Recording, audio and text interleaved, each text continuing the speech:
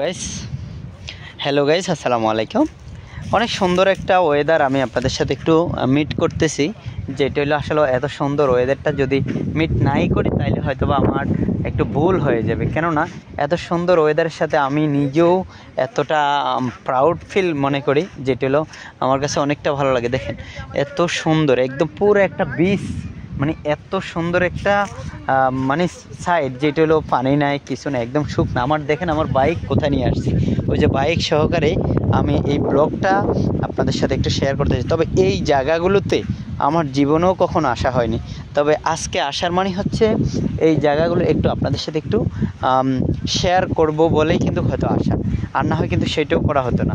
তো কেমন লাগলো সেটা অবশ্যই আপনারা কমেন্ট করবেন। আর যারা যেখান থেকে ছোট্ট ব্লগটি দেখছেন, তো অবশ্যই আপনাদের কাছে আমার সবচেয়ে ভালো একটা রিকোয়েস্ট থাকবে, কেমন লাগলে সেটা অবশ্যই কমেন্ট বক্সটা আপনাদের জন্যই, যেটা আপনারা অবশ্যই কমেন্টে রিপ্লাই দেবেন যে এত সুন্দর একটা ওয়েদার।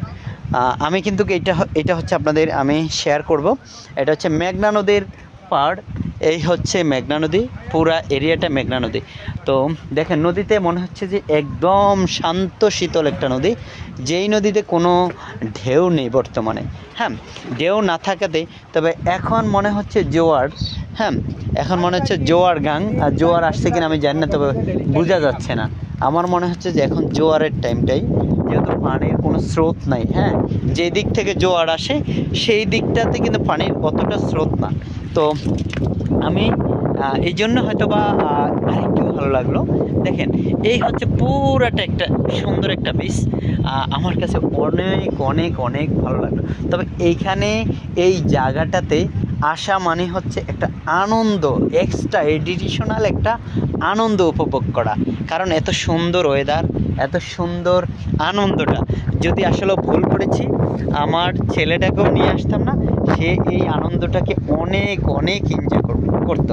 কারণ এত সুন্দর ওয়েদার আর এত সুন্দর মানে সাইডগুলো, মানে এতটা ভালো লাগার। তো আসলে আপনাদের কাছে কেমন লাগছে সেটা অবশ্যই কমেন্ট করবেন। দেখেন অনেক সুন্দর এই যে নদী, তো এখানে ব্লক ফেলাইছে, এই ব্লকের কারণে আলহামদুলিল্লাহ নদীর বাঁধ, নদীটা মানে হয়েছে, রোধ হয়েছে।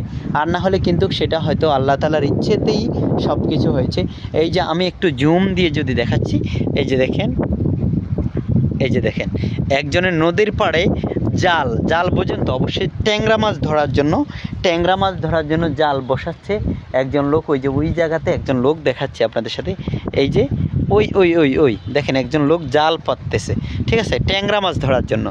তো এই ছোট্ট একটা ব্লগ আপনাদের মাঝে একটু উপস্থাপন করলাম, যেটা হলো একদম আমার নিজের দিক থেকে সুন্দর মতো উপস্থাপন করেছি।